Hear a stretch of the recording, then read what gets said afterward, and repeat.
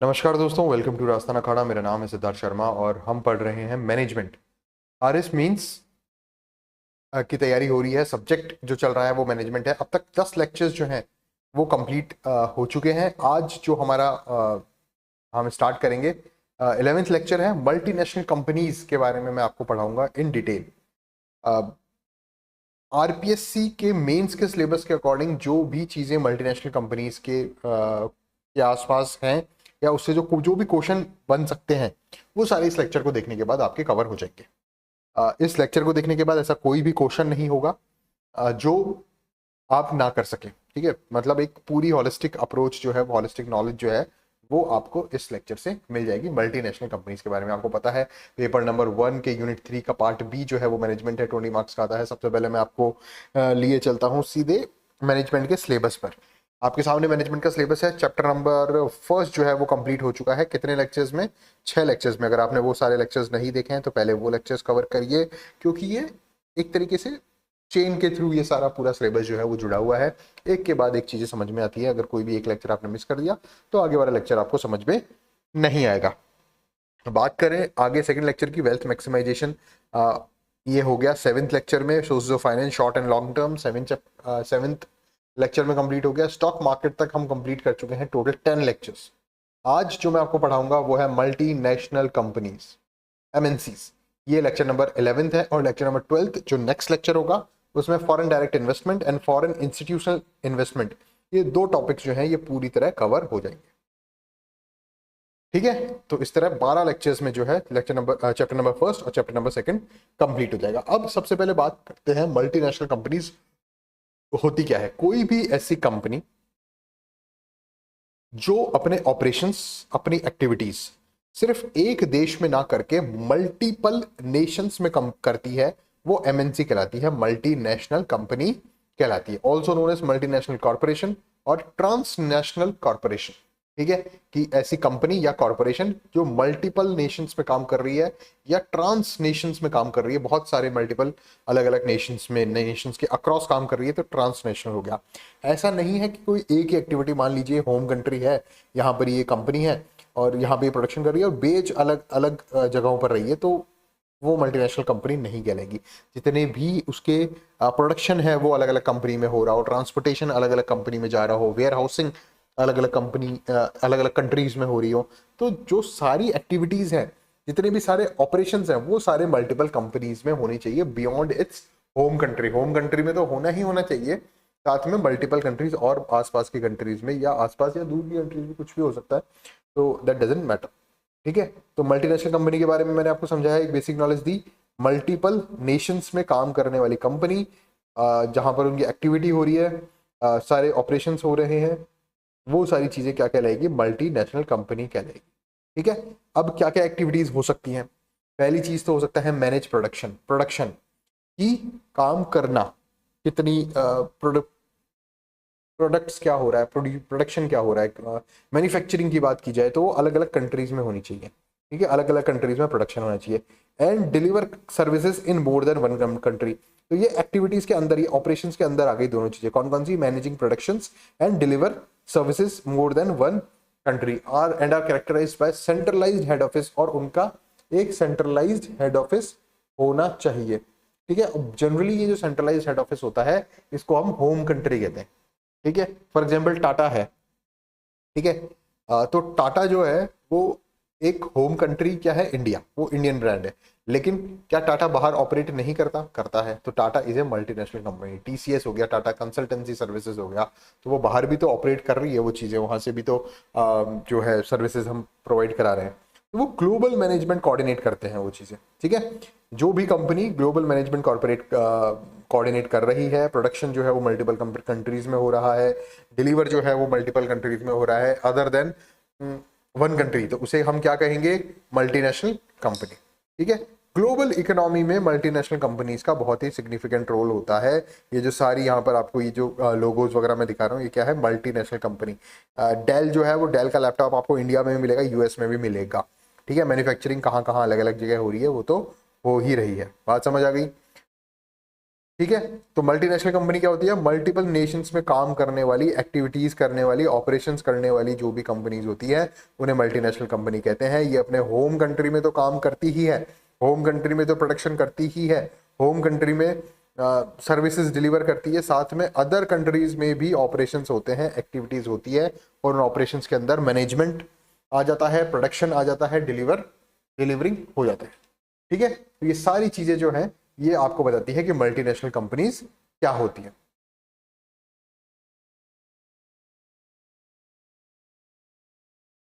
ठीक है, यहां तक समझ में आ गया, ये सारी चीजें क्लियर है, आगे चलें। अब इसमें क्या होता है, क्या क्या चीजें होती हैं? जो ऑपरेशंस, जो एक्टिविटीज की बात की मोटे मोटे तौर पर मैंने, सर्विसेज डिलीवर करने की बात की या प्रोडक्शन की बात की, उसके अलावा इंटरनेशनल ट्रेड होता है जो मैं अभी बात की। मैंने यहाँ पर लास्ट सेंटेंस मैंने बोला multinational companies play significant role in global economy.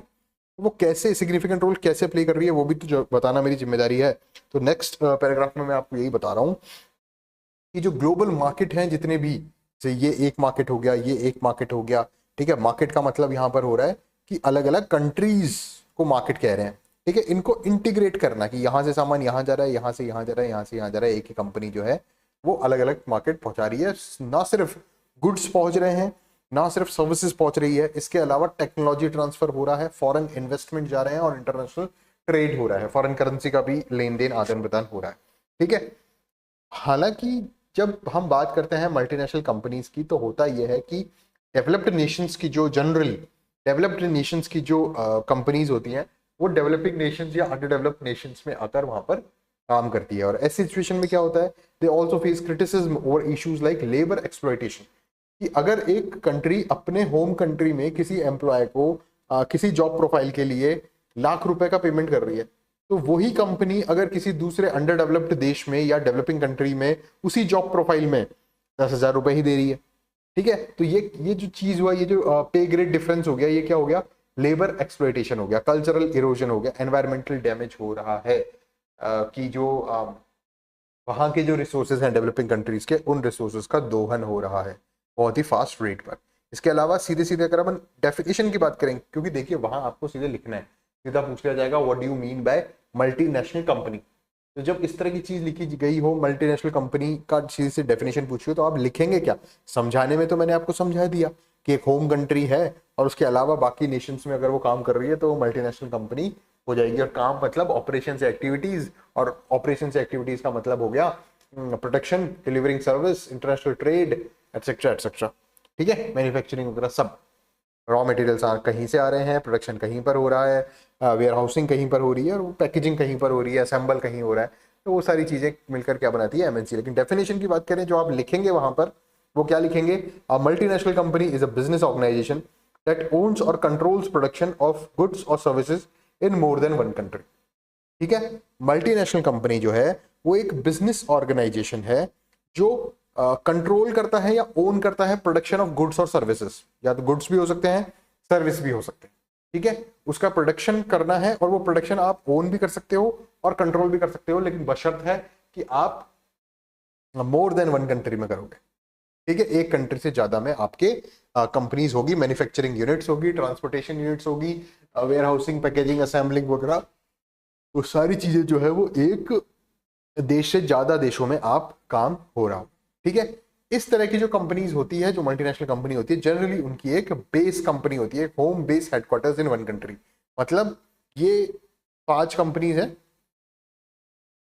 ये होम कंट्री हो गया, ठीक है, होम बेस, और ये बाकी सारी अलग अलग कंट्रीज में ब्रांचेस के तौर पर काम करेगी। ठीक है, या फिर हम कहते हैं सब्सिडरीज होंगी यहाँ पर, या फिर ऑपरेशंस अलग अलग होंगे इन मल्टीपल कंट्री। ठीक है, तो अब 2 चीजें हो गई, एक तो बेस कंट्री होगी, ये क्या है? ये जो चीज है that is base, headquarters, home base in one country. और बाकी यहाँ क्या होगा? ब्रांच। ये ब्रांच एक हो गई, ये सब्सिडरीज एक हो गई, ऑपरेशन यहाँ पर हो रहे हैं, वेयर हाउसिंग यहाँ पर हो रही है, पैकेजिंग या असेंबलिंग यहाँ पर हो रही है, अलग अलग देशों में यहाँ पर काम होगा। बात समझ आ गई आपको? ये 2 इसके मेजर फीचर्स हैं। आगे चलते हैं, एग्जाम्पल्स की बात करते हैं। तो एग्जाम्पल से आपको और अच्छे समझ में आएगा। एप्पल है, एप्पल का बेस कंट्री कहाँ पर है? यूएसए। लेकिन क्या एप्पल अलग अलग जगह मैन्युफैक्चर नहीं करती? क्या इंडिया में मैन्युफैक्चरिंग की एप्पल की अभी न्यूज आपने नहीं सुनी कि डोनाल्ड ट्रंप ने कहा है कि इंडिया में प्रोडक्शन मत करो, लेकिन अपने जो वो इलॉन मस्क भाई साहब हैं, इलॉन मस्क, वो कह रहे हैं कि नहीं हम तो करेंगे। ठीक है, तो इस तरह से ये मल्टीनेशनल कंपनीज है जो बहुत सारी कंट्रीज में अपना प्रोडक्शन, ट्रांसपोर्टेशन, सर्विस डिलीवरिंग, वो सारी चीजें करते हैं, जिनमें से एग्जांपल है एप्पल। टोयोटा की बात करें तो टोयोटा की जो होम कंट्री है वो कहां पर है? जापान। नेस्ले की बात करें, नेस्ले आपके इंडिया में प्लांट है नेस्ले का मैन्युफैक्चरिंग। ठीक है, तो इसका मतलब ये थोड़ी हो गया वो इंडियन कंपनी है। नेस्ले एक स्विस कंपनी है, स्विट्जरलैंड में उसकी होम कंट्री है, और बाकी जहां भी मैन्युफैक्चरिंग प्लांट्स हैं या जहां भी चीजें जा रही है वो क्या है? सब्सिडरीज हैं, वो ब्रांचेस हैं जहां पर ऑपरेशंस हो रहे हैं। फिर बात करते हैं सैमसंग की। तो सैमसंग इंडियन ब्रांच है क्या? आपको इंडियन कंपनी है क्या? इंडिया में आपको उसके प्रोडक्ट्स मिल रहे हैं। ठीक है, सैमसंग फोन आता है, सैमसंग फोल्ड, सैमसंग फ्लिप। ठीक है, तो ये जितने भी फोन्स वगैरह हैं ये कहाँ मैन्युफैक्चर हो रहे हैं? आप उनके पैकेजेस पे देखेंगे तो आप देखेंगे कि साउथ कोरिया का नाम तो बहुत कम जगह मिलेगा आपको, लेकिन बाकी कंट्रीज में कोई कहाँ मैन्युफैक्चर हो रहा है, कोई कहाँ मैन्युफैक्चर हो रहा है। ठीक है, तो ये इंडियन कंपनी नहीं है, ये सैमसंग नहीं है, ये सैमसंग है। ठीक है, तो सैमसंग कहाँ की कंपनी है? साउथ कोरिया की। जो होम होम कंट्री है इसकी वो क्या है? South Korea. Nestle Swiss brand है, स्विट्जरलैंड की है। ठीक है, टोयोटा जापान की है। यूनिलीवर की बात करें तो यूनिलीवर हिंदुस्तान यूनिलीवर। ठीक है, तो हिंदुस्तान यूनिलीवर इंडिया की है क्या? नहीं, यूनिलीवर जो है वो यूके नीदरलैंड्स की कंपनी। ठीक है, होम कंपनी कहां पर है? यूके में, यूनाइटेड किंगडम या नीदरलैंड्स। डन हो गई बात। तो ये एग्जांपल्स हैं एमएनसीज के, इनके होम कंट्री अलग होती है और बाकी कंट्रीज में भी ये काम करते हैं। काम जरूरी नहीं है कि वहां पर प्रोडक्ट जा रहा है तो वो मल्टीनेशनल कंपनी होगी, नहीं। डिलीवरी नहीं, सारी चीजें होनी चाहिए, ऑपरेशंस सारे होने चाहिए, चाहे वो प्रोडक्शन हो, चाहे वो मैन्युफैक्चरिंग हो, चाहे वो रॉ मटेरियल्स का एक्वायरमेंट हो, सारी चीजें अलग अलग कंपनीज में हो रही, अलग अलग कंट्रीज में हो रही है, तो क्या कहलाएगा? Multinational company. ठीक है, आगे बात करते हैं characteristics of multinational companies. Done. आपसे पूछा जा सकता है 5 नंबर में कि write down the characteristics of multinational company, आपको सीधे सीधे जो ये पॉइंट है ये लिखने हैं। पहला पॉइंट क्या आता है? Global presence. MNCs operate in multiple countries often across continents. ठीक है, ये पॉइंट मैंने आपको पहले ही बता चुका हूं, ये तो डेफिनेशन में ही आ गया था। लेकिन क्या जो चीज डेफिनेशन में आती है वो कैरेक्टरिस्टिक्स में नहीं आ सकती क्या? ठीक है, आप उसको भी लिख सकते हो।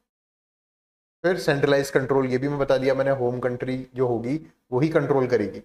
ठीक है, तो ग्लोबल प्रेजेंस आ गई। फर्स्ट कैरेक्टरिस्टिक क्या है? कि जो भी मल्टीनेशनल कंपनी होगी उसकी प्रेजेंस जो होगी वो ग्लोबली होगी। वो चाइना में भी प्रेजेंट होगी वो कंपनी है, उसके प्रोडक्ट्स, और वो कहाँ प्रोजेक्ट होंगे? वो हर जगह होंगे। ठीक है, इंडिया में भी है, चाइना में भी है, यूएस में भी है। तो ये पॉइंट क्या हुआ? ये जो आपको सामने डायग्राम दिखाया मैंने, ये डायग्राम बता रहा है ग्लोबल प्रेजेंस, पूरे अर्थ में ग्लोबली वो प्रेजेंट कर रही है उसके प्रोडक्ट्स, उसकी मैन्युफैक्चरिंग, उसकी पैकेजिंग, असेंबलिंग वगैरह, वो सारी चीज। सेकेंड पॉइंट है सेंट्रलाइज्ड कंट्रोल। इन सारी ब्रांचेस का, चाहे वो ग्लोबली प्रेजेंट हो, लेकिन उनका कहीं ना कहीं एक सेंटर नोड होगा। ये क्या है? सेंट्रलाइज्ड कंट्रोल हो रहा है। That centralised control can be known age home country. वो होम कंट्री के नाम से भी जाना जा सकता है कि भाई यहाँ पर ये एक मेन ब्रांच है और वो इनको क्या कर रही है? कंट्रोल या डायरेक्शंस वगैरह दे रही है। स्ट्रेटेजिक डिसीजंस जितने भी होंगे are made by the headquarters usually in the home country. ये हेडक्वार्टर हो गया, और ये हेडक्वार्टर कहाँ होगा? ये जनरली जो है कहाँ पर मिलता है? होम कंट्री में ही मिलता है। जैसे टाटा का हेडक्वार्टर कहाँ है? इंडिया में, क्योंकि टाटा एक इंडियन ब्रांड है। चाहे ये अपनी ब्रांचेस ग्लोबली प्रेजेंट हो, लेकिन इसका जो कंट्रोल होगा वो पहले रतन टाटा जी करते थे। कहाँ से करते थे? इंडिया से ही करते थे। पॉइंट बात समझ में आई कि चाहे कितना ही पॉइंट, पहला जो कैरेक्टरिस्टिक था, पहला जो फीचर था वो क्या था? कि ग्लोबल प्रेजेंस होनी चाहिए, पूरे वर्ल्ड में इसकी प्रेजेंस होनी चाहिए। सेकंड पॉइंट क्या है? प्रेजेंस चाहे कहीं भी हो, लेकिन उसका जो कंट्रोल है वो सेंट्रलाइज्ड होगा। सारा कंट्रोल कहाँ आएगा? बीच में आएगा। और वो सेंट्रलाइज कंट्रोल की कंट्री कौन सी होगी? वो होम कंट्री होगी, जहां से वो ब्रांड स्टार्ट हुआ है। ठीक है, थर्ड पॉइंट इसका बहुत इंपॉर्टेंट है कि लार्ज स्केल ऑपरेशंस होंगे, और ये होने भी चाहिए जब आप मल्टीनेशनल तरीके से काम कर रहे हो, जब आपकी ब्रांचेस जो है, सब्सिडरीज जो है वो अलग अलग कंट्रीज में है। तो ये बात कंफर्म है कि वो उनको लार्ज स्केल ऑपरेशंस करने ही पड़ेंगे। उनको एक्सटेंसिव इंफ्रास्ट्रक्चर चाहिए, उनको बहुत ही बड़ी मात्रा में मैन्युफैक्चरिंग चाहिए, उनको थाउजेंड्स ऑफ एम्प्लॉयज चाहिए, और ये सारी चीजें बड़े लार्ज स्केल पर होती है। चाहे आप रिक्रूटमेंट कर रहे हो तो वो भी, चाहे आप प्रोडक्शन कर रहे हो, चाहे आप पैकेजिंग कर रहे हो, सारी चीजें लार्ज स्केल पे होती है। जो भी ऑपरेशन होगा कंपनी से रिलेटेड, जो भी एक्टिविटी होगी कंपनी से रिलेटेड, वो सारी लार्ज स्केल होगी। ठीक है, तो थर्ड पॉइंट क्या है? Large scale operations. MNCs often operate on a very large scale involving thousands of employees and extensive infrastructure. Done. Infrastructure भी जो है वो उसी लेवल का होगा जो थाउजेंड्स ऑफ एम्प्लॉयज को केटर कर सके, ठीक है, जो थाउजेंड ऑफ प्रोडक्शन यूनिट्स को, प्रोडक्शन जो मशीन्स वगैरह हैं उनको अपने अंदर समा सके, मतलब ऐसी कंपनीज होनी चाहिए, ऐसा इंफ्रास्ट्रक्चर होना चाहिए, ऐसी बिल्डिंग्स होनी चाहिए, पावर सप्लाई वगैरह वो सब बड़े लेवल पे होगी। इसके अलावा फॉरेन डायरेक्ट इन्वेस्टमेंट यहाँ पर आता है। मल्टीनेशनल कंपनीज जो होती हैं वो अदर कंट्रीज में अपना कैपिटल जो है वो इन्वेस्ट करती है। अब या तो वो अपनी सब्सिडरीज या ब्रांचेस के थ्रू करेगी या फिर जो ज्वाइंट वेंचर्स हैं उनके थ्रू करेगी।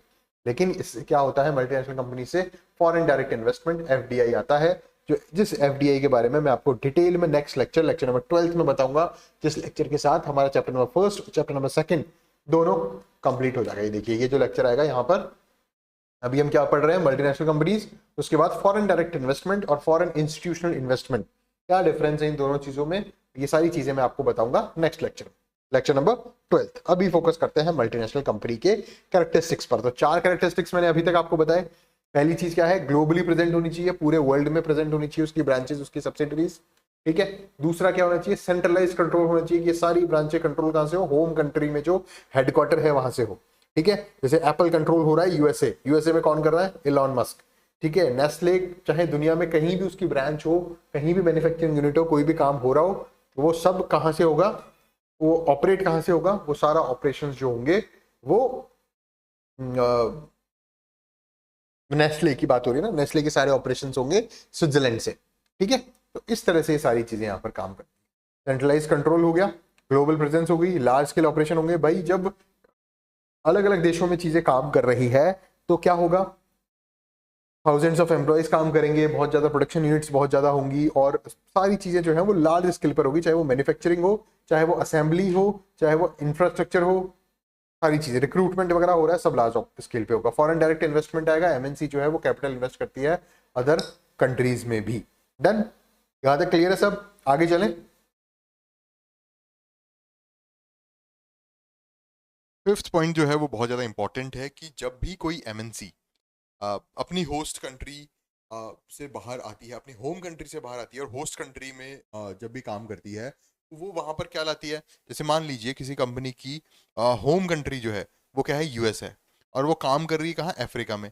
अफ्रीका में वो क्या लाएगी, कटिंग एज टेक्नोलॉजी, वो टेक्नोलॉजी जो अफ्रीका में नहीं मिल रही थी, चाहे वो सर्विस टेक्नोलॉजी हो, कंप्यूटर टेक्नोलॉजी हो, चाहे वो मशीन्स वगैरह हो, वो सारी चीज़ें जो है वो यूएस से एक्सपोर्ट हो जाएगी इनडायरेक्टली, कहाँ पर, अफ्रीका में, क्योंकि यहाँ पर वो जो कंपनी है, एमएनसी जो है वो काम कर रही है। इसके अलावा मैनेजमेंट प्रैक्टिसेस जो है वो भी यहाँ पर होस्ट कंट्रीज में आएंगी। एडवांस टेक्नोलॉजी जो है वो एक इंपॉर्टेंट फीचर हो जाता है, एक इंपॉर्टेंट कैरेक्टरिस्टिक हो जाती है एमएनसी कंपनी का, कि जब भी एमएनसी कंपनी अपनी होम कंट्री से बाहर निकलकर काम करती है होस्ट कंट्रीज में, तो वहां पर वो क्या लाती है, पहली चीज कटिंग एज टेक्नोलॉजी, और दूसरा मैनेजमेंट प्रैक्टिसेस। अब इसी मैनेजमेंट प्रैक्टिसेस को हम और एक ज़्यादा अच्छे से समझेंगे।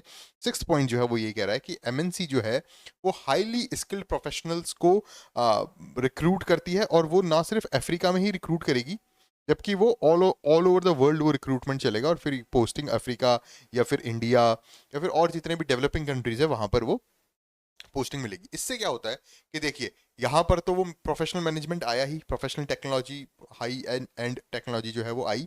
इसके साथ ही यहाँ पर क्या आया कि अफ्रीका में, मान लीजिए इंडिया में कोई कंपनी काम कर रही है, यूएस की, सॉरी स्विस की नेस्ले काम कर रही है, ठीक है, और यहाँ पर वो शानदार मैनेजमेंट आपको दे रहे हैं, शानदार advance technology, cutting edge technology जा रही है, मैनेजमेंट प्रैक्टिसेस वगैरह जा रही है। इससे क्या होगा, यहाँ जो बाकी कंपनीज हैं उनमें भी कंपटीशन क्रिएट होगा, और वो भी इस कंपनी को कंपटीशन देने के लिए वो भी यहाँ पर उसी तरह की टेक्नोलॉजी जो है वो, उस तरह की मशीन जो है वो अपनी कंपनी में भी लाने की कोशिश करेंगे, मैनेजमेंट प्रैक्टिसेस वगैरह लाने की कोशिश करेंगे, अच्छे से अच्छा रिक्रूट जो है ह्यूमन रिसोर्सेज करने की कोशिश वो यहाँ पर करेंगे। तो इस तरह से ना सिर्फ बाहर से एडवांस टेक्नोलॉजी आ रही है, जबकि अंदर भी यहाँ पर वो हो रहा है, क्या कहते हैं, एक कंपटीशन की भावना क्रिएट होके और चीज़ें अच्छी हो रही है बाकी कंपनीज में भी, जो एमएनसी नहीं है, जो लोकल कंपनीज हैं, ठीक है, एमएसएमईज वगैरह है, वहाँ पर भी वो चीज़ें धीरे धीरे फेडेड तरीके से पास ऑन हो रही है। इसके अलावा एफिशिएंट प्रोडक्शन जो है वो एक इंपॉर्टेंट फीचर है एमएनसीज का। ठीक है, कि इस तरह से प्रोडक्शन यूनिट्स जो है वो इस तरह से इस्टेब्लिश की जाती हैं और कंट्रीज में, ताकि लेबर कॉस्ट जो है और प्रोडक्शन कॉस्ट जो है वो कम हो जाए। तो इवेंचुअली क्या हुआ, प्रोडक्शन जो है वो एफिशिएंट हो गया। एफिशिएंट जब भी वर्ड आए तो एफिशिएंट का मतलब ये है कि इनपुट तो है कम और आउटपुट है ज्यादा। आपने 1 रुपए का सामान लगा के अगर 50 पैसे का सामान आउटपुट किया तो ये एफिशिएंट सिस्टम है। 1 रुपए का सामान आपने लगाया, रॉ मटेरियल 1 रुपए का ही प्रोड्यूस्ड हुआ, प्रोडक्शन हुआ, तो this is an efficient system. Efficient production का मतलब यही होगा कि जब भी प्रोडक्शन हो रहा है तो वो एफिशिएंट तरीके से हो, मतलब जितना इनपुट दिया जाए उतना ही या उससे ज्यादा ही आउटपुट निकले। तो ये कब निकलेगा, जब यहाँ अंदर की जो फंक्शनिंग होगी वो बिल्कुल स्ट्रीमलाइन तरीके से और बहुत ही एफिशिएंट तरीके से होगी, चाहे वो प्रोडक्शन कॉस्ट हो वो भी कम होगी और लेबर कॉस्ट हो वो भी कम होगी। इस तरह से हमने यहाँ पर एमएनसीज के फीचर्स, कैरेक्टरिस्टिक्स वगैरह देखे। पहला पॉइंट क्या था, ग्लोबल प्रेजेंस, पूरे वर्ल्ड में इनकी प्रेजेंस रहती है। दूसरा, सेंट्रलाइज्ड कंट्रोल रहता है कि ये कंट्रोल एक ही जगह से सेंट्रलाइज्ड तरीके से कंट्रोल हो रहा है, कि ये सारी यूनिट जो है वो यहाँ से कंट्रोल हो रही है। तीसरा, लार्ज स्केल ऑपरेशंस हो रहे हैं, कि ऐसा नहीं है कि 10 एम्प्लॉयज़ काम कर रहे हैं, एमएसएमई की तरह नहीं होगा या बहुत ही कम जो है वो टर्नओवर निकल रहा है, नहीं, वो लार्ज स्केल करोड़ों अरबों में डॉलर्स में वो काम होगा। ठीक है, इंफ्रास्ट्रक्चर जो होगा वो तगड़ा होगा, मशीन्स वगैरह, ट्रांसपोर्टेशन, गोडाउन्स वगैरह, वो बहुत हाई लेवल पे लार्ज स्केल में ऑपरेशंस वगैरह जो एक्टिविटीज़ वगैरह होगी कंपनी की वो होगी। फिर होगा फॉरेन डायरेक्ट इन्वेस्टमेंट, जहाँ भी कंपनी जा रही है वो फॉरेन डायरेक्ट इन्वेस्टमेंट वहाँ से आएगा। ठीक है, उसके बाद एडवांस टेक्नोलॉजी अपनी होम कंट्री से होस्ट कंट्री में जो है वो technology, cutting edge technology transfer होगी, मैनेजमेंट प्रैक्टिसेस ट्रांसफर होगी, प्रोफेशनल मैनेजमेंट आएगा ऑल ओवर द वर्ल्ड से, वो रिक्रूट होगा उस पर्टिकुलर कंपनी में, और प्रोडक्शन जो है वो एफिशिएंट होगा। एफिशिएंट कैसे होगा, कि जो इनपुट है आउटपुट है उसमें ज़्यादा वेरिएशन नहीं आएगा, लेबर कॉस्ट बहुत कम लगेगी, प्रोडक्शन कॉस्ट बहुत कम लगेगी। क्लियर, आगे चलें। अब बात करते हैं हम टाइप्स ऑफ मल्टीनेशनल कंपनीज। जितनी भी मल्टीनेशनल कंपनीज है वो कितनी तरह की होती है, कि हॉरिजॉन्टली इंटीग्रेटेड एमएनसीज की बात करेंगे, वर्टिकली इंटीग्रेटेड एमएनसीज की बात करेंगे, और बात होगी डाइवर्सिफाइड एमएनसीज, जिसमें कुछ ट्रेड्स जो है वो हॉरिजॉन्टली इंटीग्रेटेड की है, कुछ वर्टिकली इंटीग्रेटेड की है। शुरू करते हैं टाइप्स ऑफ मल्टीनेशनल कंपनीज। ये जो क्लासिफिकेशन यहाँ पर हमने किया मल्टीनेशनल कंपनी का, ये बेसिकली उनके ऑपरेशन मॉडल के ऊपर टारगेट करते हुए किया, कि जिस तरह से ऑपरेशन मॉडल काम कर रहा है उस तरह से जितनी भी एमएनसीज हैं उनको 3 पार्ट्स में डिवाइड कर दिया, 3 टाइप्स में डिवाइड कर दिया। पहला है हॉरिजॉन्टली क्लासिफाइड एमएनसीज, मतलब अ, उनको इस तरह से डिवाइड हो गया। ठीक है, ये है C1 country 1, this is country 2, this is country 3 and this is country 4। ठीक है, इसमें ये सारी कंपनीज जो है वो सेम प्रोडक्ट और सर्विस बना रही है, लेकिन अलग अलग कंपनी में, अलग अलग कंट्री में, सॉरी। जैसे C1 है तो यहाँ पर सारे प्रोडक्ट्स हैं। ठीक है, C1 में जो प्रोडक्ट होगा वही C2 में होगा, C2 में जो होगा वही C3 में होगा। सारी कंट्रीज में, अलग अलग कंट्रीज में प्रोडक्ट सेम है, सर्विसेज सेम है, लेकिन कंट्रीज अलग अलग है। ठीक है, सारा काम इस कंट्री में भी सारा काम हो रहा है, A to Z सारे ऑपरेशन हो रहे हैं, इसमें भी सारे ऑपरेशन हैं हॉरिजॉन्टली क्लास इंटीग्रेटेड एमएनसी। दूसरा आता है वर्टिकली इंटीग्रेटेड एमएनसी। इसमें क्या होता है कि इस तरह वर्टिकली जो कंपनी है वो इंटीग्रेट हो जाती है। इसमें कोई भी प्रोडक्ट है, फॉर एग्जांपल XYZ, ये एक प्रोडक्ट का नाम है, जो प्रोडक्ट 3 प्रोसेसेस से मिलके बनता है। ठीक है, कौन कौन से प्रोसेस हो रहे हैं, एक प्रोसेस है X, दूसरा प्रोसेस है Y, तीसरा प्रोसेस है Z। ये 3 जब प्रोसेस होंगे, ठीक है, ये 3 जब प्रोसेस होंगे, पहले X होगा, फिर उसके बाद Y होगा, फिर उसके बाद Z होगा, उसके बाद एक प्रोडक्ट निकल के आएगा जिसको हम कहते हैं XYZ। ठीक है, तो इस टाइप ऑफ एमएनसी में क्या होता है कि ये जो C1 है, country C1, C2, C3, C4, ये कंट्री C1 है, ये कंट्री C2 है, ये कंट्री का नाम है C3, इस कंट्री का नाम है C4। तो X जो प्रोसेस होगा वो यहाँ पर होगा, Y जो प्रोसेस होगा वो यहाँ पर होगा, Z जो प्रोसेस होगा वो यहाँ पर होगा, और इन तीनों का जो असेंबलिंग होगी वो C4 में होगी। तो इस तरह से कहते हैं इसको वर्टिकली इंटीग्रेटेड एमएनसी। मतलब कोई भी प्रोडक्ट बन रहा है, उसके जितने भी प्रोसेसेस हैं, जितने भी ऑपरेशंस, जितनी भी एक्टिविटीज हैं, वो अलग अलग कंट्रीज में हो रही हैं। ठीक है, और फिर बाद में यहाँ से C4 से C3 में भी वो प्रोडक्ट चला जाएगा XYZ, C2 में भी प्रोडक्ट चला जाएगा XYZ, और C1 में भी प्रोडक्ट चला जाएगा XYZ। ठीक है। तो जैसे ऑयल कंपनीज है, जैसे शेल है, वो क्रूड ऑयल एक्सट्रैक्ट करती है किसी कंपनी में, किसी कंट्री में, ठीक है, फिर उसको रिफाइन करती है दूसरी कंट्री में और उसको सेल करती है ग्लोबली। तो ये जो ऑपरेशंस हैं उसको डिवाइड कर दिया अलग अलग कंट्री। हॉरिजॉन्टली इंटीग्रेटेड कंपनीज में क्या हो रहा था, अलग अलग कंट्रीज में सारे प्रोसेस हो रहे थे, ठीक है, सारी एक्टिविटीज हो रही थी। जैसे फॉर एग्जांपल मैकडी हो गया, McD fast food restaurant over 100 countries, सब कंट्रीज में मैकडी बनाता है, सेल करता है, सारी चीजें, ठीक है। लेकिन जो वर्टिकली इंटीग्रेटेड एमएनसी है, अ, उसमें different stage of production, different countries, ठीक है, कि हर कोई भी प्रोडक्ट का ऐसे नहीं होता कि डायरेक्ट प्रोडक्ट सीधे ही बन गया, उसमें अलग अलग प्रोसेस होते हैं, अलग अलग स्टेजेस होती है। तो वो जो प्रोसेस और स्टेजेस हैं वो अलग अलग कंट्रीज में जाके होगी। एक कंट्री में एक प्रोसेस होगा, फिर दूसरी कंट्री में दूसरा प्रोसेस होगा, तीसरी कंट्री में तीसरा प्रोसेस होगा, चौथी कंट्री में वो सारी चीज़ें असेंबल होगी, या जो भी और प्रोसेस हो सकता है, और फिर वो ग्लोबली जो है वो सेल हो जाएगी, जैसा कि शेल जो एक कंपनी है, ऑयल कंपनी, वो करती है। तो ये हो गया वर्टिकली इंटीग्रेटेड कंपनी। डन। आगे चलें, फिर आता है डाइवर्सिफाइड एमएनसी। डाइवर्सिफाइड एमएनसी में क्या होता है, they operate in multiple industries across various countries, ठीक है, कि एक ही कंपनी है, जैसे टाटा, ये टाटा कंपनी कहीं पर तो बना रही है कार्स, किसी कंपनी में तो, ठीक है, कहीं पर सॉफ्टवेयर इंडस्ट्री चल रही है, ठीक है, और कहीं पर सॉल्ट इंडस्ट्री चल रही है। तो इस तरह से डाइवर्सिफाइड एमएनसी हो जाएगा। जैसे जनरल इलेक्ट्रिक एक कंपनी है जो कि हेल्थ केयर में भी काम कर रही है, जीई, जीई एविएशन में भी काम कर रही है, जीई एनर्जी में भी काम कर रही है, और बाकी अन्य चीज़ों में भी काम कर रही है। इसे कहते हैं डाइवर्सिफाइड एमएनसी। बात समझ आ गई? These companies operate in multiple industries across various countries. Then आगे चलें, एडवांटेजेस की बात करेंगे कि एमएनसी के क्या एडवांटेजेस होते हैं। कैरेक्टरिस्टिक्स में हम ये चीज़ें पढ़ चुके हैं, लेकिन एक बार और इसको अच्छे से समझने की ज़रूरत है। एडवांटेजेस की बात अगर आती है, व्हाट आर द एमएनसी, 5 नंबर का क्वेश्चन बन के आता है, तो आप लिखेंगे सबसे पहला, economic growth. MNC contribute to the economic development of the host country by creating jobs, investing capital and improving infrastructure. अब यहाँ पर होम कंट्री की बात नहीं आ रही है, ठीक है, यहाँ पर होस्ट कंट्री की बात आ रही है। यहाँ पर ये होम बेस कंट्री है, बेस हेडक्वार्टर्स वगैरह यहाँ पर है, और ये जहाँ पर भी इसने अपने प्लांट्स वगैरह खोले हैं, जहाँ पर भी मैन्युफैक्चरिंग यूनिट्स खोली है, या जहाँ पर भी काम हो रहा है, कोई भी ऑपरेशन हो रहा है, उसे कहते हैं होस्ट कंट्री। वहाँ पर क्या हो रहा है, जॉब क्रिएट हो रही है। तो जब भी जॉब क्रिएट होगा, इन्वेस्टमेंट ज़्यादा होगा, इन्वेस्टिंग कैपिटल हो रही है, ये सारे काम जब होंगे तब इंफ्रास्ट्रक्चर इंप्रूव होगा, तो इससे क्या होगी, इवेंचुअली इकोनॉमिक ग्रोथ होगी होस्ट कंट्रीज में। इसके अलावा टेक्नोलॉजी ट्रांसफर होता है, नई टेक्नोलॉजी जो है, नया इनोवेशन जो है, मैनेजमेंट प्रैक्टिसेस जो है, वो होस्ट कंट्रीज में आ जाती है, हर जगह अलग अलग, ठीक है। उसके बाद तीसरा क्या है, एम्प्लॉयमेंट अपॉर्चुनिटीज, कि जहां भी एमएनसीज वगैरह काम कर रही है, वहां पर आप अपॉर्चुनिटीज जनरेट होती है, और फैक्ट्री सेटअप की जाती है, ऑफिस सेटअप की जाती है, सर्विसेज सेटअप की जाती है, कहाँ पर, होस्ट नेशंस में। तो वहाँ पर ऐसा ही नहीं होता कि सिर्फ प्रोडक्शन से रिलेटेड ही जॉब्स क्रिएट हो रही है, गार्ड वगैरह की जॉब्स भी क्रिएट हो रही है।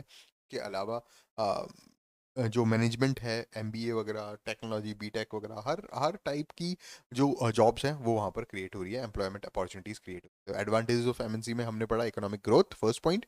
Second, technology transfer. Third, employment opportunities.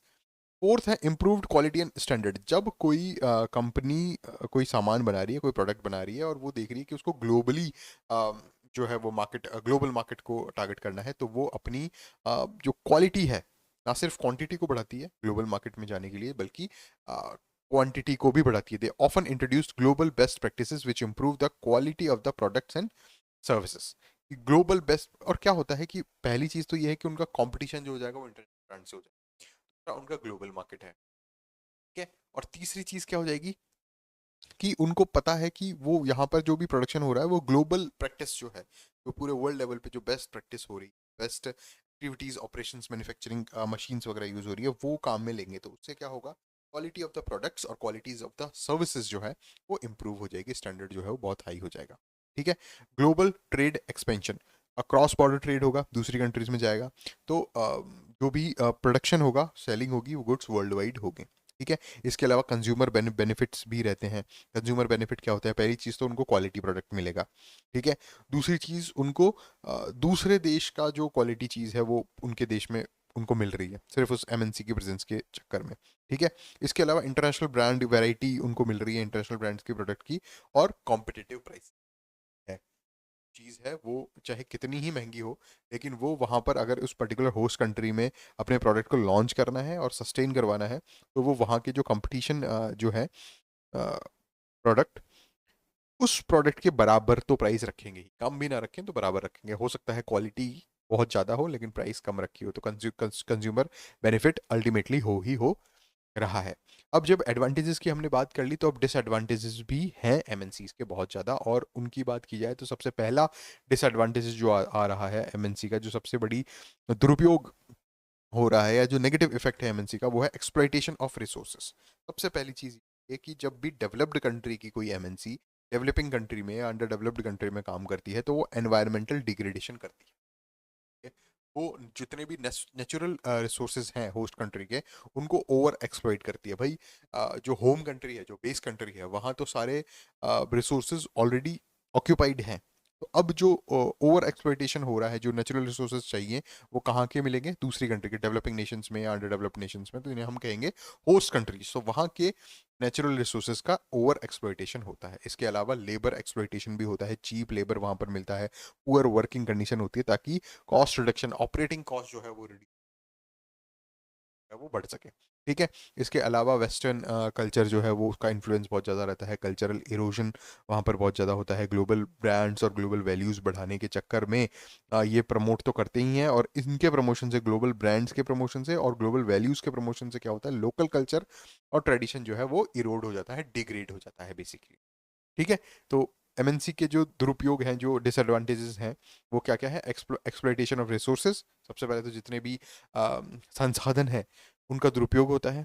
ठीक है। लेबर एक्सप्लॉइटेशन होता है, जितने भी मजदूर वगैरह होते हैं उनको, उनकी वर्किंग कंडीशंस अच्छी नहीं होती, उनको चीप जो मतलब उनकी जो वेजेस हैं वो सही रेट्स पर नहीं मिल पाते। इसके अलावा कल्चरल इरोजन इरोजन के बारे में भी हमने यहाँ पर पढ़ा। के अलावा प्रॉफिट रिपाट्रिएशन भी एक बहुत इंपॉर्टेंट पॉइंट है, जिसकी वजह से क्या होता है कि होस्ट कंट्री में अगर किसी कंपनी ने बहुत अच्छा काम किया और वहां पर प्रॉफिट जनरेट हो रहा है, तो वो जो प्रॉफिट जनरेट हो रहा है वहां की सिटीजन से, ठीक है, मान लीजिए इंडिया का कोई ब्रांड है और वो अफ्रीका में बहुत अच्छा काम किया उसने, ठीक है, और अफ्रीका में उसको मिला प्रॉफिट, मान लीजिए 23% प्रॉफिट हो गया। तो प्रॉफिट किसकी वजह से हुआ? अफ्रीकन सिटीजन्स की वजह से। लेकिन ये जो 23% प्रॉफिट यहाँ पर ब्रांड को मिला है, ये 23% कहाँ आएगा? इंडिया आएगा। ठीक है। तो ये जो 23% वापस अफ्रीका में री इन्वेस्ट होना चाहिए था, वो री इन्वेस्ट नहीं होता। वो प्रॉफिट जो होता है वो रिपैट्रिएट हो जाता है वापस इंडिया, जो बेस कंट्री होती है, जो बॉर्डर कंट्री होती है वहां पर। ठीक है। Instead of reinvesting profits in the host country, many MNCs transfer profits back to their home countries. Home country होती है वहां वापस सारा का सारा जो प्रॉफिट है वो आता है, और प्रॉफिट इवेंचुअली जनरेट कहाँ से हुआ? जो होस्ट कंट्री था उसके सिटीजन। है। इसके अलावा पावर की मोनोपोली हो जाती है, जितनी बड़ी कंपनी, जितनी कंपनीज, एक कोट बहुत अच्छा मैंने पढ़ा था कि companies are the new countries and countries are the new companies. ठीक है। कि जितनी भी कंपनीज काम कर रही है वो इतनी बड़ी हो चुकी है कि वो एक तरह से कंट्रीज का शेप ले चुकी है। जैसे अल्फाबेट है गूगल की पेरेंट कंपनी, गूगल ही मान के चलते हैं अपन, गूगल बोल लीजिए, या फेसबुक या मेटा की बात कर लेते हैं अपन। तो ये कंपनीज इतनी बड़ी हैं कि दे आर लाइक कंट्रीज। ठीक है। और कंट्रीज जो है वो इस तरह से काम कर रही हैं कि वो कंपनीज हो गई हैं, वो इकोनॉमिक ग्रोथ वगैरह और उन पे फोकस कर रही हैं ज़्यादा से ज़्यादा। तो ये जो है, जो इतना साइज बड़ा होता है इनका, फाइनेंशियल स्ट्रेंथ इतनी बड़ी होती है कंपनीज की, जैसा कि मैंने अभी कहा कि companies are the new countries. तो एमएनसी में dominate markets and shifting local businesses. जो एमएसएमई होती हैं, जो medium micro small and medium enterprises होती है, उनके बिजनेस को, जो लोकल बिजनेस होता है, उनको बहुत ज़्यादा अफेक्ट करती है, उनको शिफ्ट करती है और मार्केट को डोमिनेट करती है। Monopoly of power. ठीक है। प्रॉफिट रिपार्टिएशन की बात हमने की ही। इसके अलावा पॉलिटिकल इन्फ्लुएंस की बात करें तो एमएनसीज जो है वो undue influence on local governments देती हैं, लॉबिंग करती है, नेगोशिएशंस करती है, और ये चीज़ आपको देखने को मिलेगी। आप अब अपनी ही इंडिया की सबसे बड़ी कंपनी जो है उसको उठा के देख लीजिए, और वहाँ पे देखिए कि किस तरह से वो जो कंपनीज है या और कोई भी कंपनीज है, वो लोकल गवर्नमेंट्स को इन्फ्लुएंस करती है लैंड प्राइसेस वगैरह में और किसी भी तरीके से। तो ये कुछ डिसएडवांटेजेस हैं एमएनसी के, लेकिन फिर भी ओवरऑल अगर देखा जाए तो एमएनसी एक बहुत ही अच्छा काम करती है इकोनॉमिक ग्रोथ के लिए। इकोनॉमिक जो डेवलपमेंट वगैरह होता है होस्ट कंट्रीज में और बेस कंट्रीज में, दोनों में ही। इसके अलावा टेक्नोलॉजी ट्रांसफ़र बहुत एक इम्पॉर्टेंट रोल प्ले करता है। एम्प्लॉयमेंट अपॉर्चुनिटीज़ हैं, improved quality of the product है, सर्विसेज हैं, ग्लोबल ट्रेड एक्सपेंशन हो जाता है, कंज्यूमर बेनिफिट्स तो हैं ही है ताकि कॉम्पिटिटिव प्राइस में उनको एक क्वालिटी प्रोडक्ट मिल रहा है। तो ये सारी चीज़ें जो हैं एडवांटेजेस ऑफ एमएनसीज हैं। इसके अलावा डिसएडवांटेजेस की बात मैं आपको बता ही चुका हूँ। Exploitation of resources, labour exploitation, cultural erosion, profit repatriation, monopoly of power monopoly और पॉलिटिकल इन्फ्लुएंस। ठीक है, अब हम बात करते हैं, ये पूरा क्लियर हो गया। अब हम बात करते हैं role of MNC in globalisation. मोटा मोटा आइडिया आपको लग चुका है, इसको एक परफेक्ट तरीके से हम करते हैं कि किस तरह सप्लाई चेन का एग्जांपल देकर मैं आपको समझाने की कोशिश करूंगा कि एमएनसी का क्या रोल है ग्लोबलाइजेशन में। ये चैप्टर लगभग लगभग एंड पर ही है, अब 2-3 स्लाइड्स और है, तो हम जल्दी से जल्दी खत्म करते हैं। देखिए, ग्लोबलाइजेशन होता क्या है? ग्लोबलाइजेशन सामान, कोई भी गुड्स, कोई भी सर्विसेज क्रॉस बॉर्डर्स आप पहुंचा रहे हैं, पैसा क्रॉस बॉर्डर जा रहा है, टेक्नोलॉजी क्रॉस बॉर्डर जा रहे बॉर्डर जा रही है, ह्यूमन रिसोर्सेज अगर क्रॉस बॉर्डर जा रहे हैं तो क्या होगा? ग्लोबलाइजेशन होगा। ठीक है, multinational companies are the key drivers of globalisation. They integrate markets, markets को इंटीग्रेट कर देते हैं, अब आपस में कनेक्ट हो जाते हैं। ठीक है, bye operating across cross borders. ठीक है, ऑपरेटिंग अक्रॉस बॉर्डर्स, बॉर्डर्स के अक्रॉस ऑपरेशंस होते हैं। Promoting the free flow of goods, goods का फ्री फ्लो होता है, सर्विसेज का फ्री फ्लो होता है, टेक्नोलॉजी का फ्री फ्लो होता है और कैपिटल का फ्री फ्लो होता है। और बेसिकली ये चार चीज़ें ही तो ग्लोबलाइजेशन के लिए चाहिए, और ये कौन करता है? ये एमएनसी करती है। ठीक है, ग्लोबल सप्लाई चेन जो काम कर रही हैं वो क्या करती हैं? वो कनेक्ट कर देती है प्रोड्यूसर्स को कंज्यूमर्स से अराउंड द वर्ल्ड। ठीक है, प्रोड्यूस आप कहीं कर रहे हो, कंज्यूम आप कहीं कर रहे हो, लेकिन इन दोनों को कनेक्ट करने वाला कौन है? इन दोनों को कनेक्ट करने वाला एमएनसी है। ठीक है, जैसे एक स्मार्टफोन है, स्मार्टफोन डिज़ाइन कहाँ पर हुआ? कि उसका कैमरा कहाँ पर होगा? ये इस तरह से कैमरा रखे जाएंगे, ये जो पूरा सिस्टम है, ठीक है, इस तरह से एक फ़ोन काम करेगा। ये जो डिज़ाइनिंग हुई, ये कहाँ पर हुई? यूएस में हुई। ठीक है, उसके अंदर जो प्रोसेसर्स लगे, ठीक है, जो चिप्स वगैरह लगी, जो कॉम्बो वगैरह लगा, जो टच स्क्रीन वगैरह लगी, वो कहाँ से आया? ताइवान से आया। स्क्रीन्स जो है वो साउथ कोरिया से आई, और ये पूरा फ़ोन जो है वो असेंबल होता है कहाँ पर? चाइना में। ठीक है, और फिर सोल्ड कहाँ हो रहा है? World wide. तो इस तरह से पूरी सप्लाई चेन का काम कर रही है ग्लोबली, और ये एक अलग अलग मार्केट्स को इंटीग्रेट कर रहे हैं। इस तरह से इंटीग्रेट कर रहे हैं कि गुड्स का फ्री फ्लो हो, एक जगह से दूसरी जगह गुड्स जा सकें, एक जगह से दूसरी जगह सर्विसेज जा सकें, एक जगह से दूसरी जगह टेक्नोलॉजी जा सके, और कैपिटल जा सके। बात समझ आई? तो इस तरह से यहाँ पर ग्लोबलाइजेशन काम कर रहा है। एमएनसीज एनेबल क्या क्या, एमएनसी से होता क्या क्या है? कल्चरल एक्सचेंज होता है, इंटीग्रेशन होता है, स्टैंडर्ड प्रोडक्ट्स और सर्विसेज मिलते हैं आपको, ग्रेटर एफिशिएंसी मिलती है थ्रू कंपेरेटिव एडवांटेज। ठीक है, कि एफिशिएंसी कैसे बढ़ेगी? कि जितना कंपनी के अंदर इनपुट जा रहा है उतना ही आउटपुट बाहर निकले, तो उससे एफिशिएंसी बढ़ेगी। स्टैंडर्डाइजेशन ऑफ प्रोडक्ट्स और सर्विसेज, मैंने आपको बता ही दिया है कि उसकी क्वालिटी जो है वो धीरे धीरे इंक्रीज होती है, क्योंकि आप ग्लोबल मार्केट को आप टारगेट कर रहे हैं। ठीक है, जैसे सारी चीज़ें समझ में आ रही है ना अच्छे से क्या हो रहा है, और यही चीज़ें वहाँ पर क्वेश्चन पूछे जाएंगे 2 नंबर में या 5 नंबर में। एमएनसी अगर डेवलपिंग कंट्रीज की बात करें तो पॉजिटिव इम्पैक्ट क्या होगा? ये एक बोन भी है, चैलेंज भी है। एमएनसी का हर चीज़ का होता है, पॉजिटिव और नेगेटिव इफेक्ट होंगे तभी तो क्वेश्चंस बनेंगे, नहीं तो क्वेश्चन अगर एक ही चीज़ होती है तो फिर क्वेश्चन बनते ही नहीं है। Done? तो पॉजिटिव इम्पैक्ट क्या हो रहा है? मॉडर्नाइजेशन हो रहा है इंडस्ट्रीज का। कैसे हो रहा है मॉडर्नाइजेशन? टेक्नोलॉजी नई आ रही है, मैनेजमेंट टेक्निक्स जो है वो नई नई निकल के आ रही है, नई स्किल्स निकल के आ रही हैं, ट्रेनिंग जो है वो धीरे धीरे अच्छे लेवल की बढ़ती जा रही है, लोकल एंटरप्रेन्योरशिप जो है वो उसका एनहेंसमेंट हो रहा है, पार्टनरशिप आउटसोर्सिंग वगैरह ये सब हो रही है। लेकिन इन सारी पॉजिटिव चीज़ों की वजह से क्या हो रहा है कि जो एमएसएमई है, micro small and medium enterprises जो है, जो लोकल इंडस्ट्रीज है, वो आउट कम्पिटिंग हो रही है, वो उन उन एमएनसी से compete नहीं कर पा रही। ठीक है, अनइक्वल डिस्ट्रीब्यूशन ऑफ बेनिफिट्स हो रहा है कि एक जगह एक एमएनसी भी वही प्रोडक्ट बना रही है और एमएसएमई भी वही प्रोडक्ट बना रही है, लेकिन यहाँ बेनिफिट ज़्यादा है, यहाँ बेनिफिट कम है। और इसके अलावा एनवायरमेंटल और सोशल कंसर्न्स तो है ही, जो कि हमने डिसएडवांटेजेस ऑफ एमएनसी में मैंने आपको पढ़ाया था कि over exploitation of the natural resources यहाँ पर हो रहा है। तो वो एनवायरमेंटल कंसर्न है। सोशल कंसर्न क्या है? कि वेस्टर्न कल्चर वगैरह और वैल्यूज़ वगैरह वो सारी चीज़ें डिग्रेड हो रही है। डन? तो इस तरह से यहाँ से यहाँ तक हमने पढ़ा। इसके अलावा मैक्सिमाइज बेनिफिट जो है वो मैक्सिमाइज करने के लिए गवर्नमेंट कुछ रेगुलेशन लगा देती है कि मिनिमम वेज लॉज लगा देती है, एनवायरमेंटल स्टैंडर्ड्स वगैरह होते हैं। जैसे CSR है, CSR क्या है? कलेक्टिव सोशल रिस्पॉन्सिबिलिटी, ये गवर्नमेंट का ही लगाए। इस तरह की कंपनीज जो बेनिफिट सोसाइटी से ले रही है वो सोसाइटी को वापस दे सकें। इसके अलावा ग्रीन लॉज जो है वो एनवायरनमेंट को प्रोटेक्ट करने के लिए है।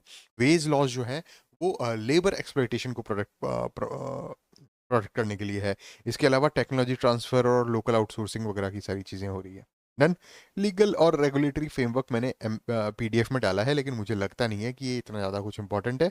अगर आपको पढ़ना है, आपके पास टाइम है, तो आप PDF से पढ़ सकते हैं, जो PDF आपको कहाँ मिलेगी? राजस्थान अखाड़ा टेलीग्राम चैनल पर। ठीक है, तो ये इस तरह की हैं। अब आगे जो ट्रेंड्स वगैरह चल रहे हैं, चैलेंजेस वगैरह चल रहे हैं, वो सारी चीज़ें मैं आपको बताऊं। पहली चीज़ है डिजिटल ट्रांसफॉर्मेशन हो रहा है धीरे धीरे, AI का यूज़ बढ़ता जा रहा है, डेटा एनालिटिक्स का यूज़ बढ़ता जा रहा है, डिजिटल प्लेटफॉर्म्स का अक्रॉस बॉर्डर्स जो है वो यूज़ हो रही है। तो इस ये एक अलग सा ट्रेंड जो है वो सामने निकल के आया है MNCs के लिए। दूसरा दूसरा जियो पॉलिटिकल टेंशंस बहुत ज़्यादा बढ़ रही है। आपने अभी देख रहे हैं कि आप US जो है वो ट्रेड वॉर, जो सैंक्शंस वगैरह हैं, जो टैरिफ्स वगैरह हैं, वो थोड़ी सी एक अलग टाइप की टेंशंस जो हैं, जियोपॉलिटिकल टेंशंस जो हैं, वो धीरे धीरे मार्केट में बढ़ रही है, जो MNCs को पॉजिटिवली और नेगेटिवली दोनों तरह से अफेक्ट करती हैं। वो देखना ये होगा कि कौन बेस कंट्री कौन सा है उस MNC का। ठीक है, तो trade Wars, sanctions, shifting global alliances जो हैं वो MNC के ऑपरेशंस को डायरेक्टली इनडायरेक्टली अफेक्ट कर रहे हैं, पॉजिटिवली और नेगेटिवली भी इफेक्ट कर रहे हैं। दूसरा, सस्टेनेबिलिटी की बात आए तो कार्बन फुटप्रिंट को कम करना एक मेजर कंसर्न है आज के टाइम पर। एनवायरमेंटल कंसर्न है, MNCs को पुश कर रहा है ये कि आपको ऐसी एनवायरमेंटल प्रैक्टिस बनानी है जो सस्टेनेबल हो। ठीक है, जिससे कि कार्बन फुटप्रिंट जो है वो कम हो। जैसे CSR जो है वो स्टार्ट किया गया है, उसी तरह से इस तरह को लेकर भी कुछ होनी चाहिए कि CSR में जैसे इस तरह की एक्टिविटीज़ भी ऐड की जाएं कि आपको इतने पौधे उगाने हैं, या एग्रीकल्चर एक्टिविटीज़ को प्रमोट करना है, फार्मर्स को प्रोडक्ट प्रमोट करना है। तो ये सारी चीज़ें जो है वो 8 है CSR का, उसमें हम इंक्लूड कर सकते हैं। एथिकल सोर्सिंग, लोकलाइजेशन, ये सारी चीज़ें भी एक पॉइंट है कि ट्रांसपेरेंसी जो है वो MNC को देनी पड़ेगी। कंज्यूमर्स चाहते हैं जितनी ज़्यादा ट्रांसपेरेंट चीज़ होगी, जितनी ज़्यादा लॉज ट्रांसपेरेंट होंगे, जितनी ज़्यादा प्रैक्टिसेस ट्रांसपेरेंट होगी और एथिकल प्रैक्टिसेस होगी, उतना जो कंज्यूमर्स का है वो ट्रस्ट वहाँ पर बढ़ता जाएगा। ठीक है, लोकल प्रोडक्ट्स वगैरह, लोकल सर्विसेज वगैरह और टेस्ट और कल्चर्स को ध्यान में रखते हुए MNC को काम करना पड़ेगा। ऐसा नहीं है कि इंडिया में भी वही प्रोडक्ट चल रहा है और ऑस्ट्रेलिया में भी वही प्रोडक्ट चल रहा है। थोड़ा सा इंडियन टेस्ट के अकॉर्डिंग उसको चेंज करना पड़ेगा। जिस तरह की मैगी नूडल्स वगैरह हैं, वो है नूडल्स, वो चाइनीज़ है, लेकिन उसमें इंडियन टेस्ट है, इंडियन टच है। ठीक है, तो वो जो टच है, वो जो टेस्ट है, वो जो कल्चर है, वो उसे कहते हैं ग्लोकलाइजेशन। कि आप ग्लोबल प्रोडक्ट ग्लोबल है, लेकिन लोकल टेस्ट उसमें आपने दे दिया। है ना? तो इस तरह की चीज़ें धीरे धीरे अब ये जो है एक नया ट्रेंड सामने निकल के आ रहा है। एनवायरनमेंट की बातें हो रही है MNCs के सामने कि एनवायरनमेंट को कैसे प्रोटेक्ट करना है, कार्बन फुटप्रिंट कैसे रिड्यूस करना है, एथिकल सोर्सिंग कैसे करनी है, लोकलाइजेशन, लोकल टच कैसे देना है किसी भी प्रोडक्ट को। ये सारी चीज़ें जो है ये MNCs के सामने अभी हाल फिलहाल ज्वलंत मुद्दे सामने हैं, जैसा कि डिजिटल ट्रांसफॉर्मेशन, जियोपॉलिटिकल टेंशन वगैरह है। सबको काउंटर करना बहुत ज़रूरी है। तो इस तरह से आज के लेक्चर में मैंने आपको पढ़ाया कि किस तरह से ग्लोबल इकोनॉमी को शेप देती है मल्टीनेशनल कंपनी, किस तरह से इनोवेशंस लाती है, एक पार्ट ऑफ द वर्ल्ड से दूसरे पार्ट ऑफ द वर्ल्ड तक इन्वेस्टमेंट आता है, अपॉर्चुनिटीज आती है, ह्यूमन रिसोर्सेज आता है, मनी कैपिटल जो है वो जगह फ्लो होती है, टेक्नोलॉजी होती है। वो सारी चीज़ें जो है वो यहाँ पर हो रही हैं। इसके साथ ही कुछ चैलेंजेस भी हैं एथिक्स को लेकर, सस्टेनेबिलिटी को लेकर, इक्विटी को लेकर। वो सारी चीज़ें अगर MNC उसको फेस कर जाती है और उसको काउंटर कर लेती है, no doubt this is a best thing for any country to grow, और हर तरीके से मल्टी डायमेंशनल ग्रो होता है। ठीक है, तो इसी के साथ आज का लेक्चर नंबर 11th जो है वो हमने कवर किया। मल्टीनेशनल कंपनीज जो है वो पूरा कंप्लीट हो चुका है। नेक्स्ट लेक्चर मैं आपके लिए लेके आऊंगा foreign direct investment and foreign institutional investment. ये लेक्चर नंबर 12th होगा, और इसी के साथ आपका ये चैप्टर नंबर 2, या मैं कहूँ कि 50% ऑफ योर मैनेजमेंट जो है वो कंप्लीट हो जाएगा नेक्स्ट लेक्चर के साथ ही। ये पूरा हमने कवर कर लिया है 12 लेक्चर्स में। ठीक है, अभी 11 लेक्चर हुए हैं, इसके पीडीएफ आपको रास्ता अखाड़ा टेलीग्राम चैनल पे मिल जाएंगे। Last lecture of the second chapter, lecture number 12, जिसमें मैं पढ़ाऊंगा फॉरेन डायरेक्ट इन्वेस्टमेंट और फॉरेन इंस्टीट्यूशनल इन्वेस्टमेंट, वो आपको थोड़ी देर में अपलोड हो जाएगा, मतलब नेक्स्ट वही होगा आप। ठीक है, तो मेहनत करते रहिए कॉन्फिडेंस के साथ। राइटिंग प्रैक्टिस बहुत ज़्यादा ज़रूरी है। अगर आप पेपर लिख रहे हैं तो बहुत अच्छी बात है। आप ये मानिए कि 12 लेक्चर्स में ये कंप्लीट हो गया, और नेक्स्ट 10 लेक्चर्स में मैं ये तीनों चैप्टर कंप्लीट करा दूंगा। ये ज़्यादा है नहीं, ये एक एक डेफिनेशन टाइप ही है इसमें, और कुछ नहीं। ठीक है, तो मैनेजमेंट लगभग लगभग कंप्लीट है। और आप रिवीजन देखो, किसी भी एग्जाम को क्लियर करने के लिए दो चीज़ें ही ज़रूरी हैं।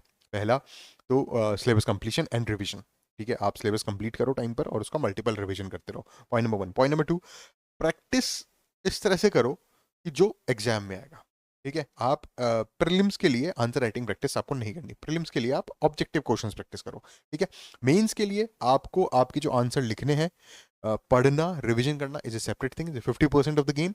एंड 50% ऑफ द गेम क्या है? राइटिंग। आपको 2 नंबर, 5 नंबर और 10 नंबर के क्वेश्चंस के आंसर्स फ्रेम करना और लिखना आना चाहिए। उसकी प्रैक्टिस जितनी आप करेंगे उतना आप अपने लक्ष्य के करीब जाएंगे। सिलेबस कंप्लीशन जो है और जो रिवीजन है वो 50% ही है इस पूरे गेम का पार्ट।